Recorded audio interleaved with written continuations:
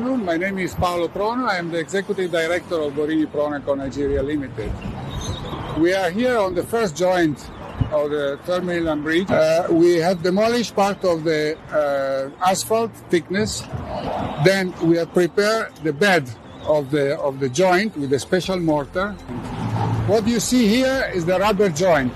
So we are completed the position of the bolt. Now the joint is completed. This is just a piece of what we use to fix the joint. For the other joint, we are already start the demolition on the third joint. We will remove the existing one and fix the new one